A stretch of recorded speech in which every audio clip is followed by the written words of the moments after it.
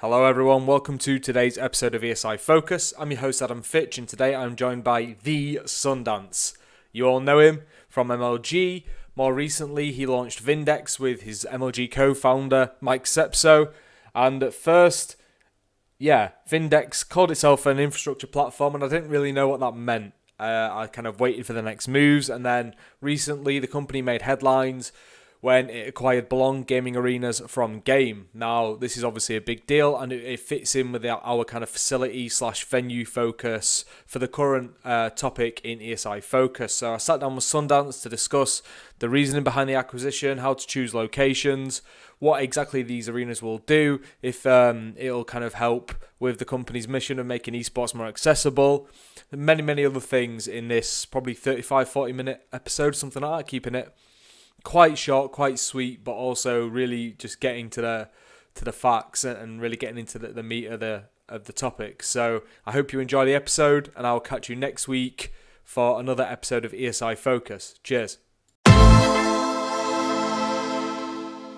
Sundance, thank you very much for joining me on ESI Focus. As always with these episodes, I just start off by thanking the guests. So thank you for taking some time out. I know it's a weird time right now, but it's seemingly busier than ever over at Vindex right now as well.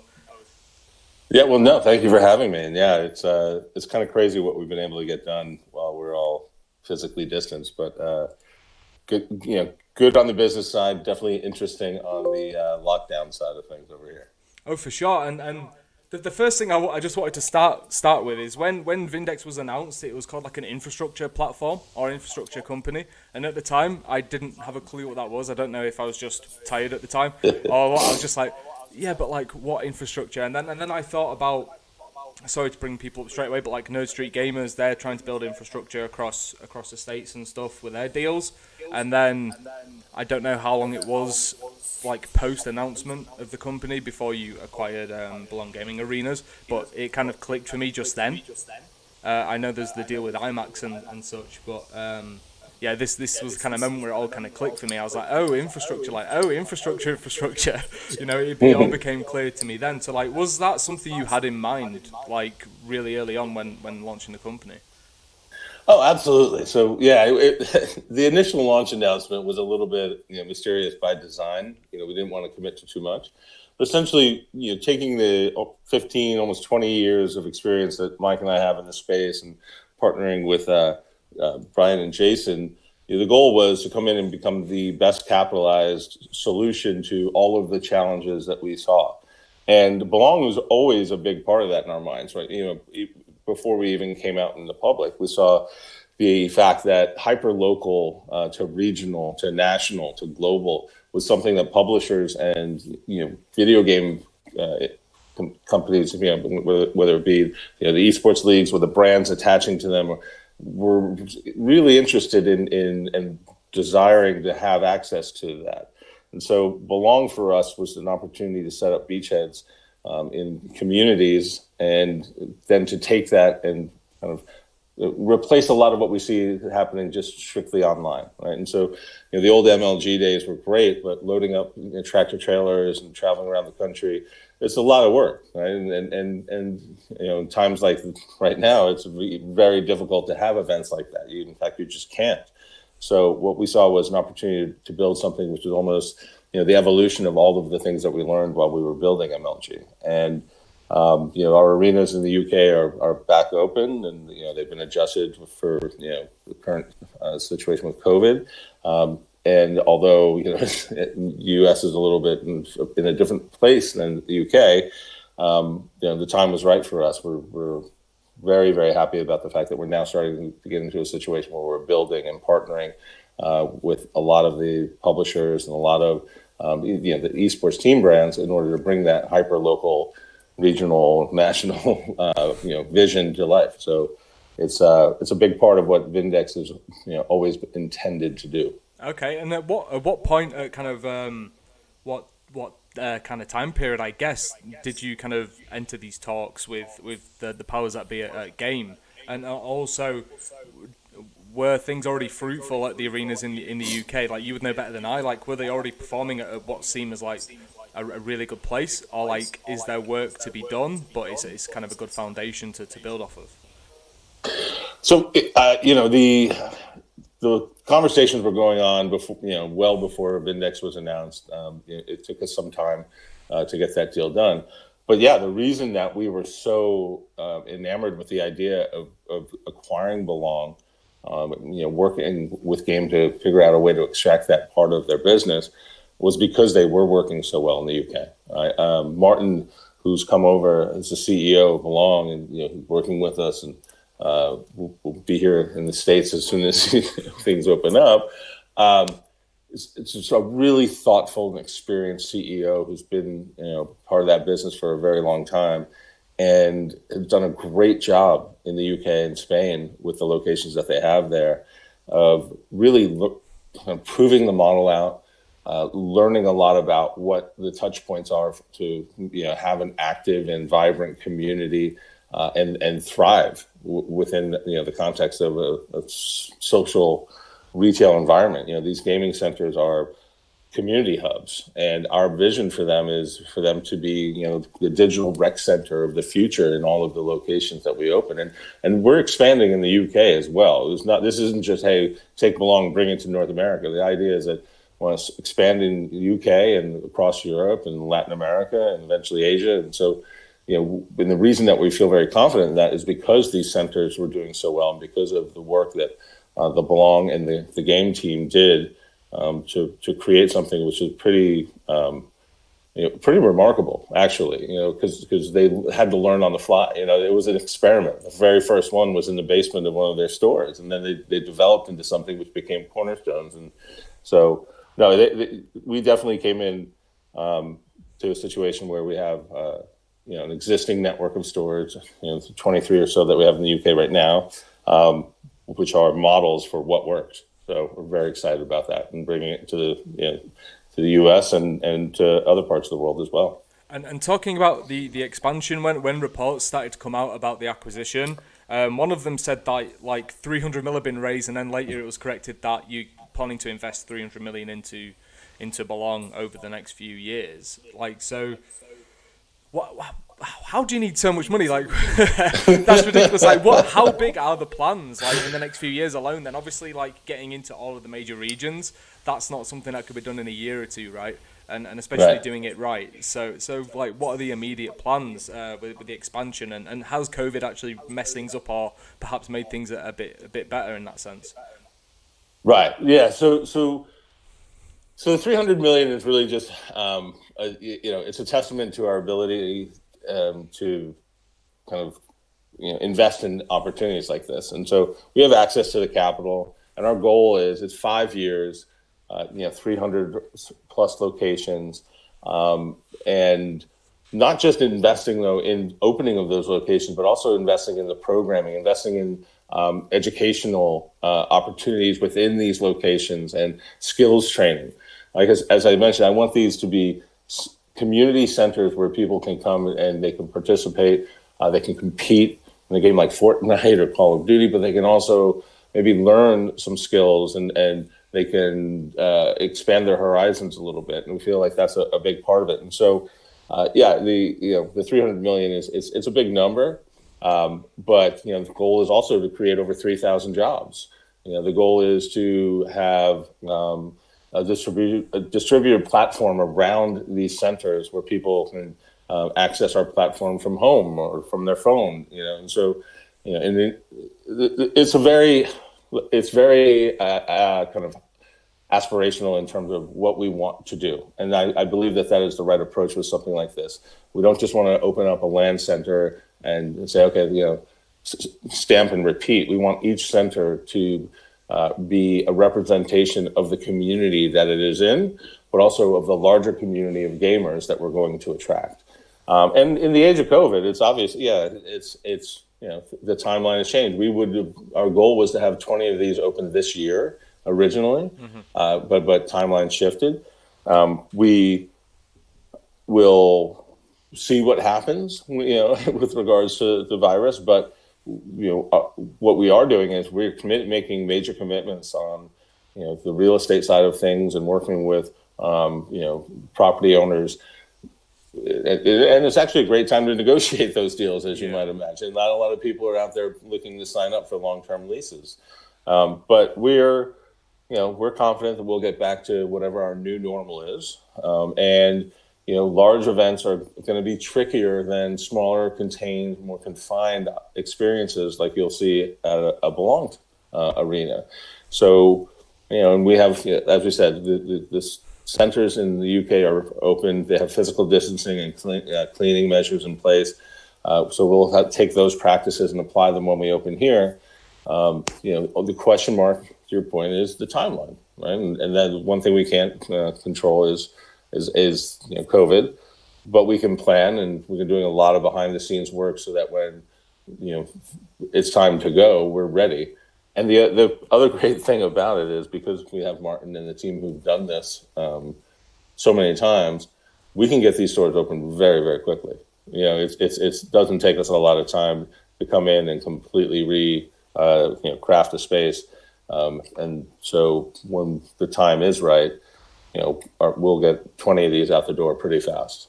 Mm-hmm. And like, Belong is not the only company like looking to set up shop and do this stuff, right? There's also, I think, like Simplicity's probably franchising like 40 across the US, and there's Nerd Street Gamers, and there's a couple of others that don't come to mind right now. So like, where's the advantage of like Belong in this? Like, is it just that you've got more experience and you've got access to capital that others don't? Like, the first thing I thought of when the acquisition was made was, how is Belong going to separate itself, or continue to separate itself perhaps from the competition, who are also have similar plans in that sense? Yeah, no, look, I think this is, there are multiple video game publishers. There are, many games out there that, people are huge fans of. And like anything where there's a very large addressable audience, you're going to see multiple people out there kind of competing for mindshare. And we know the John at Nerd Street really well, and have a lot of respect for what they're doing. But our point of view and our approach is that we will come in with a slightly different point of view on this, which is we want to build something which has a scale that's pretty significant, all right? And so, and there's room for more than one, obviously, but we think that our play is the best play in order to get to that scale and to get to that ownership of the mind share that we need. And our relationships with the publishers are really, really strong. We're through our production services business, we are designing and building and operating and broadcasting esports programs for a lot of the biggest players out there. So that gives us a little bit of a different avenue into conversations with those publishers. So, and look, I think that there will be, people who will come in and who will have success, and some who won't. But I do think there's, a very large addressable market in the United States, and then, I don't think you're going to see us, catty corner to a Nerd Street Gamers or anybody where we're right across the street and kind of glaring at each other. It's not that, that's not what it is. This is, and again, we're all friendly and we all know each other, and competition is good, and we're all very competitive. So hopefully it forces all of us to do even better, right? It forces all of us to provide better products to the consumer and better solutions to the partners. So,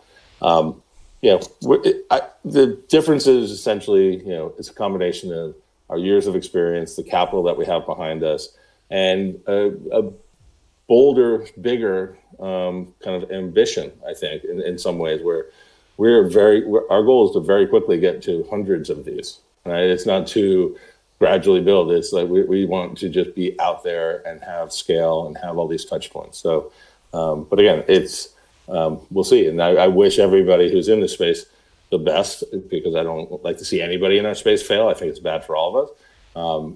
But I want also for everybody to put out great product, right? To put out great experiences, and to really overserve in a lot of ways. So it's going to be fun. It's going to be fun competing with those guys. It's going to be fun working with those guys in certain cases. And we kind of very much relish that.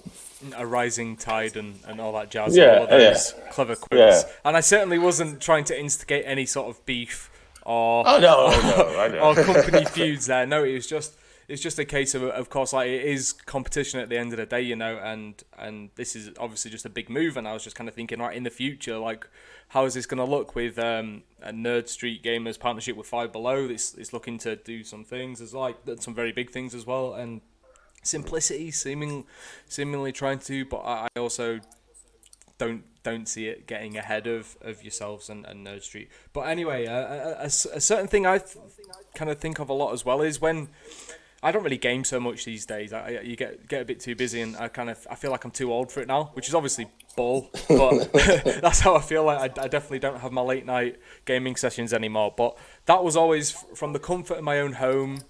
You know, like, I could play whatever game I wanted, like, until whatever time I wanted, and I think surely that's somewhat limited, right, when it comes to, like, going to a physical location to game with friends. And I mean, of course, you'd have, like, minor LANs with your friends and stuff occasionally, but, like, it's not something you would do often. So in terms of, like, casual play, I think there are some advantages to, like, just playing from the comfort of your own home. Like, for example, I can just play in my underwear if I want, and shout as loud as I want and play whatever I want, you know. Like, there's the comfort aspect there, whereas if I maybe want to go to the nearest Belong arena to me is like 30 minutes away, I think. So, like, I'd have to drive there and then park up, and then it's bound to close at some time. And what if I wanted to carry on with my friends, you know? So I think, like, part of, like, the casual aspect is hindered by the physical location, but it depends on the goals of the company running the location, right? Is having a once a week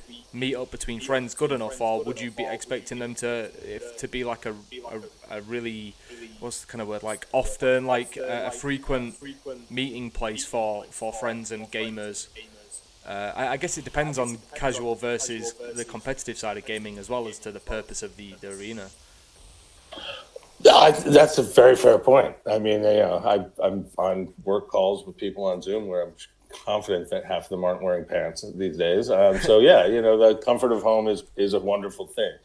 But what we're talking about here, and what we've seen in the UK, right, is this is an existing franchise. It has a history of operation, and, you know, they have done a ton of research around the type of people who come in, right? And they've broken it into these 5 different categories. But it's yes, the hyper competitive kind of, you know, social gamer is obviously a focal point for us. I mean, that goes back to the MLG days, right? And so, but it's also kind of like the caretaker who's maybe out with the kids, and, you know, they're looking for something to do for 2 hours, or it's, you know, somebody who's works nearby, who's just gotten off work and is looking to decompress for a couple of hours, playing by themselves, right? And so the idea is, again, through the programming and through the structure of these centers, to create multiple opportunities of engagement, right? And so, look, I'm like you, right? I have a 4v4 LAN station in my basement. Well, maybe I'm not saying that you have that, but I certainly don't. But I have a history of this stuff, and so my house is set up where, you know, there's 8 PCs. There's every console you can imagine. I have high-speed fiber. You know, so I have a great setup here. But sometimes, you know, I will, you know, when I used to, at least, and hopefully I will again, I would go out and I would go to a LAN party, right? Which is, you know, even old guys like me like that stuff, because it's just a social experience. And one of the things that we've seen with gaming is that, yes, you know, being at home and playing with your buddies and being on Discord or in voice chat in the game, it's wonderful. It's fantastic. But sometimes you want to stand up and you want to, you know, you want to see someone, you want to look someone in the eye and just say, I just totally smoked you, you know, and maybe use some choice language and say something. Oh, definitely. Because it's a little bit different in person. And that's what we learned with MLG, right? The live social experience is very similar to sporting events, right? Where if you're in the arena, if you're in the stadium, right, and you're watching it happen and you're experiencing it, and there's a crowd component and a shared social experience. And that's what we want to try and do with these centers, but, you know, locally, right? But also connect them together, and so that there's that network effect of it. And, you know what? And also connect them to people who are playing from home. All right, we may have situations where you have 3 out of 4 people playing in a belong center or multiple belong centers, and then you have the fourth teammate is at home because they don't live near a center, right? Especially when we first roll out, right? So I absolutely hear what you're saying, but we think that and have seen, and we have the research around it, and the years of operation in the UK. It shows us the data points around why these things draw the audiences that they do. Mm-hmm. Maybe we'll have one closer to you, with less travel time than 30 minutes in the next year or so. I assure you will never open a Belong gaming arena in Scunthorpe in the north of England. But I mean, if that's ever the case, then I'll be there every night, and I'll try and get back to my roots of like Call of Duty 4, or Call of Duty 2 back in the day. Yeah, exactly. Just some choice words, getting a bit angry with my friends, and then everything's good afterwards because I probably need that release. But one thing that interests me is when it comes to choosing locations for these arenas, right? So as you say, you've got an aggressive schedule to expand. I guess there's a question of would you only build arenas in places where there's a pre-existing and proven base of gamers and fans, esports fans and gaming fans, or is there also a case of we think this area in 5 years will be like one of the hubs, but it's not quite there yet, so let's get in early. I guess there's room for both, actually. But I mean, what's your strategy on that? We have, again, Martin and his team have done a ton of research on locations, and so we're gonna, we will open up with regional locations that we know have the right sort of population density. They're near college campuses, for sure. That's that's a pretty easy list, right? That's almost, and you can even go back and historically, it's like, okay, where do we have MLG events? Where cities did we go to all the time? But I also, for me, one of the things that's very important is, going one or even two steps beyond that, right? Is looking at opportunities down the road where we can become a centerpiece, maybe in a region that's a little bit more rural, right? Where maybe there isn't the huge population density, but we can be that thing that, it's like, a lot of this country is, it's a 45-minute, 50-minute drive to the movie theater, right? Like, not everybody lives in these suburban centers or urban centers in the U.S. Or in Europe as well. And so if we can get to a place where, the ecosystem that we build can support centers in places like that. And again, with the goal being, yes, there's gaming, of course, that's front and center, but there's also education, skills training. There's, some development opportunities for people. That's what I would love to see. Now, those centers will probably look a lot different. They won't be as big necessarily, but through the network effect, if we can, be in places like that, and connect people who live in areas like that with other people, and that would be fantastic. Now, that's not going to be our focus day one. That maybe something that has to take some time. But just in the U.S. alone, there's probably north of 2,000 viable locations for a center like this, based on the research that we've done. So it's not terrible. We'll start with those and then expand out. And as I mentioned, also the goal is for this to be something that lives with people as they're on their phone or at home. So, hopefully, wherever there's an internet connection, a good one, of course, it can be impactful in those ways as well. That's awesome. And I guess I'm like a complete esports purist, and it's bad.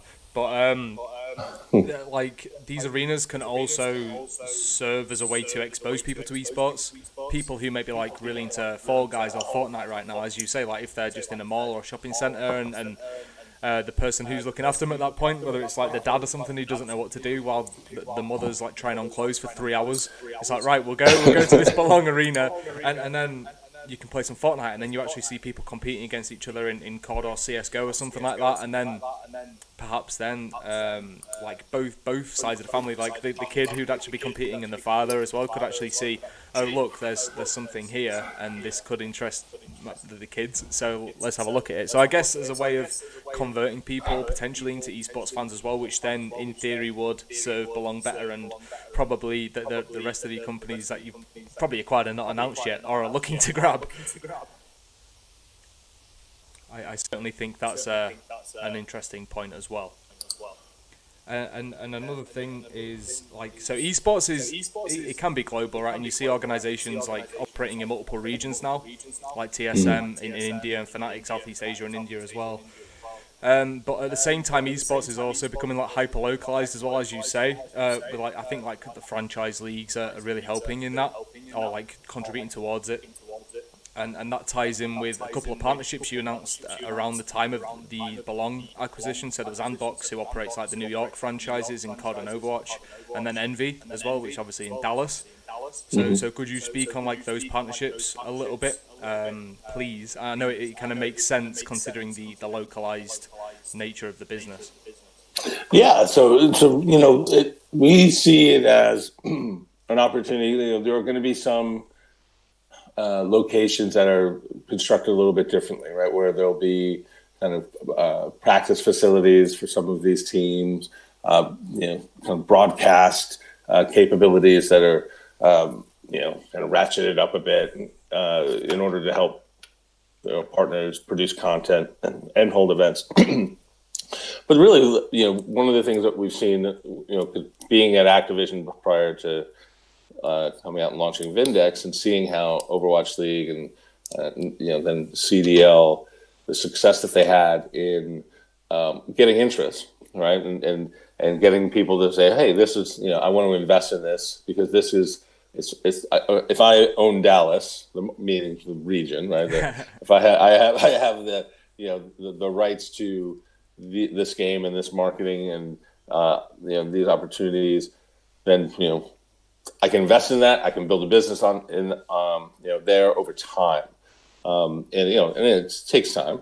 But so for us, we said, hey, we know all of the points of kind of interaction really well with the community and with the fans, and we understand the league, and we would love to partner with world-class operations in order to reinforce that and build an Envy Belong in Dallas or an Andbox Belong in New York, and then have 30 in the region that you can have access to, right? And so it's just it's a natural progression, and there'll be more partnerships like that and more opportunities for us to kind of create touch points for fans. But there's even a world where we could work with individual influencers to have them have representation in certain regions. If we have, let's say there's a big YouTuber or Twitch streamer in Charlotte, North Carolina, and we say, okay, we're gonna give you this type of support, right? We're gonna program with you. We're gonna have community touch points in the state of in the region, not even just in Charlotte. We'll take it beyond that. So that's one of the things that we are excited to do as well, because we think that it'll be great not just for the teams and for the individuals who have big followings, but also for the fans. Right? At the end of the day, what we're trying to do is we're trying to program, wonderful experiences for people where they're like, wow, that was great. I'm going back. I can't wait for the next one. That's what you want to do in a business like this. And so it will be it'll be a lot of fun too. It's great to have those moments where you see, groups of fans coming together, sharing, like, again, it's what we were talking about earlier. It's that social experience where you're in a room and something wonderful happens, and the energy. So we're just looking for as many ways as possible to do that, both with esports organizations, but also with individual influencers, and frankly with the game publishers. We're challenging them to create these moments of delight, for their fans, and to think differently about how they interact with them, through these centers. And so it's pretty wonderful. And there's other teams that we're talking to. We'll probably have some more announcements around that. MD and Amboss are just two very near and dear franchises that we know very well. But there's plans to do much more there and to support all the leagues and to support all the organizations. Really, even if we're not officially partnered with them, we can still be a conduit for them in the regions that we're in, where they'd like to have touch points. So that's something that we're very much focused on as we build this. That's awesome. So what you're saying is I need to grow my audience more, and then I can hopefully get like the Adam Fitch Belong Arena in this small town in the north of England. Okay, that's my mission from now on. Yeah. You get there, and I got you, man. I got you. Perfect. Sorry, Esports Insider, but I'm taking it for myself. 100%. But it's really interesting you say that, and does this enable Esports Engine to do anything that it couldn't do before? Say, because obviously if you're going to have all of these effectively like home bases for yourself in a sense, if you own these arenas, then you can go there and operate there. Does it allow Esports Engine to broaden its horizons or do things that it couldn't do without having these facilities jotted around? That is a great question, and yes, the answer is yes. So Esports Engine, Adam and his team are going to be very much involved in the crafting of I call it programming, right? But the programming within these centers, there's multiple flavors of it. So we have, let's say, in partnership with Epic Games, we create a hyper-local to regional kind of feeder system for them. So, people can experience not just, super high-level competition, but also some fun, kind of programming that's not just, like the World Cup was, which World Cup was amazing, but there's lots of different things you can do within that game and others. And so it's just, what we'll do is we'll leverage all of the experience that Esports Engine has, and we'll kind of bring that in so that when we're talking to and working with publishers, they know that there's been a very thoughtful hand involved in the crafting of those programs. But I'd love to see a world where Belong Centers are the point of kind of access for aspirational qualification, right? The Challengers League with CDL, for example, see a world where we could do that for Activision in our Belong Centers. Mm-hmm. It'd be better than a parking lot. Well, that's it'd be easier to operate for sure.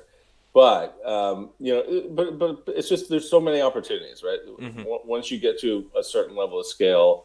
And it can be supplemental. It doesn't have to be the only path, right? It doesn't have to be the only thing. But if you know that you're going to have, a 5G internet connection, and you're going to have, great,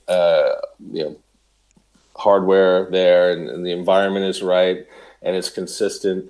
Every desk and every Belong is the same height. The spacing is the same. It's kind of universal. It removes a lot of the kind of uncertainty, and so. Again, we're very excited about how Esports Engine can play in this, and they've been very much involved in a lot of the discussions that we've been having as we're working to build and working to kind of conceive how these things will look in North America. Because the other really big part of it is in the UK there's esports programming and there's competitive programming already going on, and they've done a great job. But Adam and his team have done literally hundreds and hundreds and hundreds of these events, and in all forms. So it's just more experience coming in to plus things up and make sure that we are, approaching these things in the best way possible for everybody.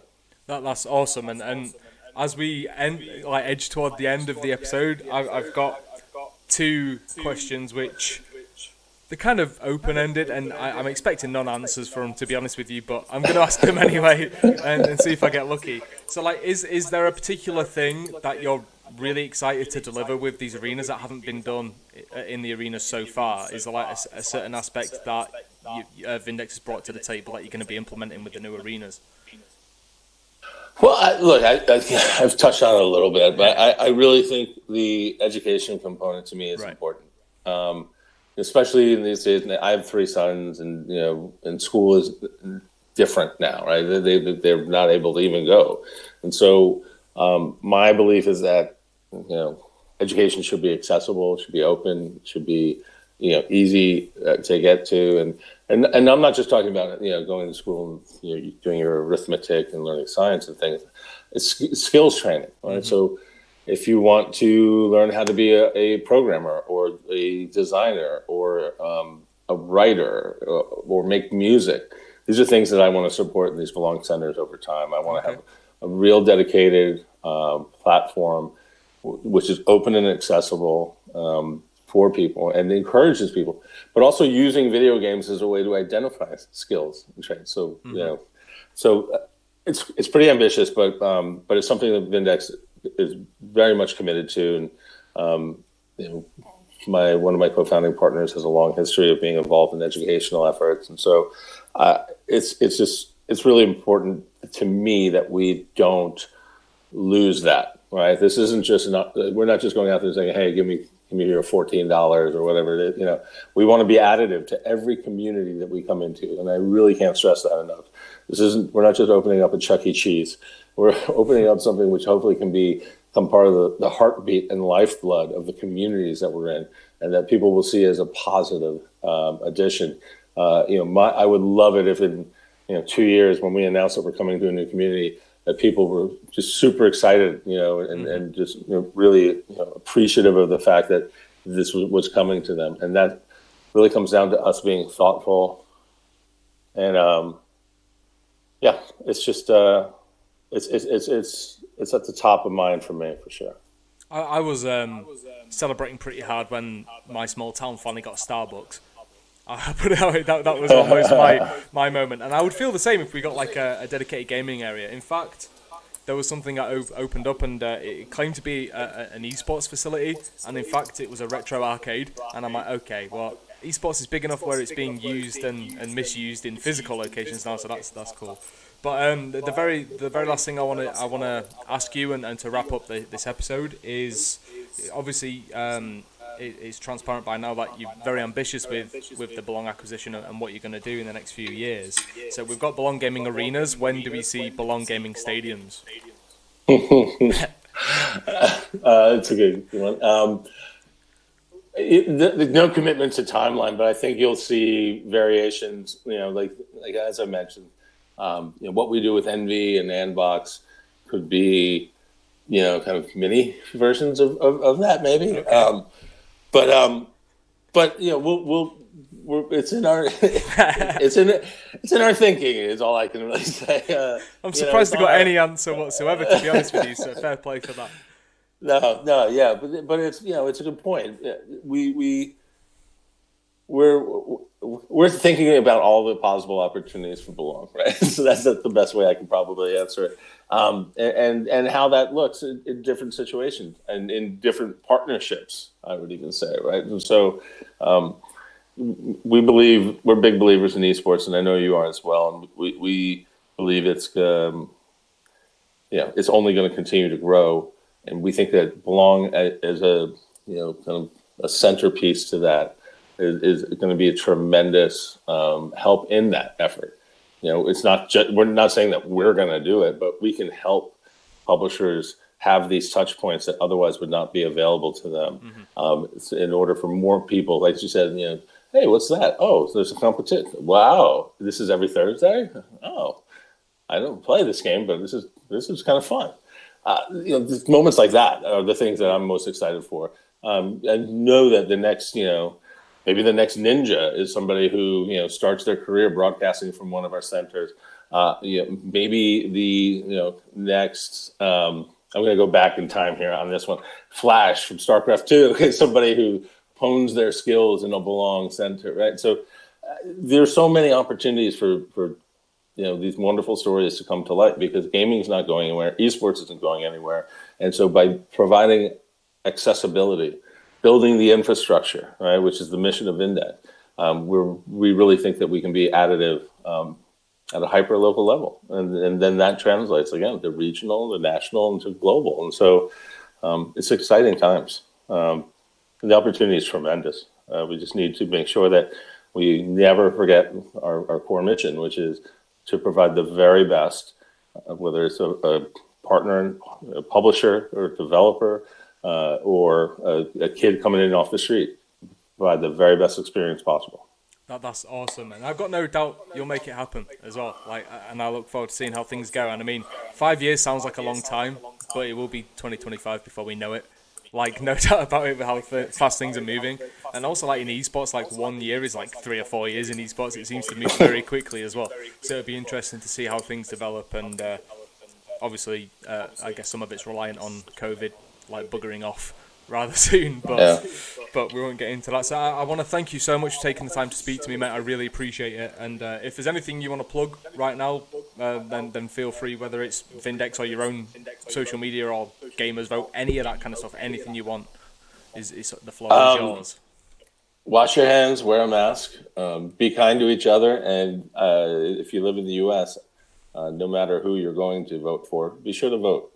Go out and have your voice be heard. But no, I appreciate the time. As always, good to talk to you. And hopefully I'll be back in a year or so talking about the centers we have open and how wonderful they are and how they're flourishing. For sure. Best to you and yours, Adam. And I'm obviously going to ask the gaming stadium question again in a year's time. I might have a better answer for you then. I think your answer gave me everything I needed to know on that one. Thank you again, mate. And for everyone listening, presumably at home, not many people are going to be in an office right now. Thank you so much. And come back in a week for another facility, arena, venue-esque kind of topic from a different angle. Cheers.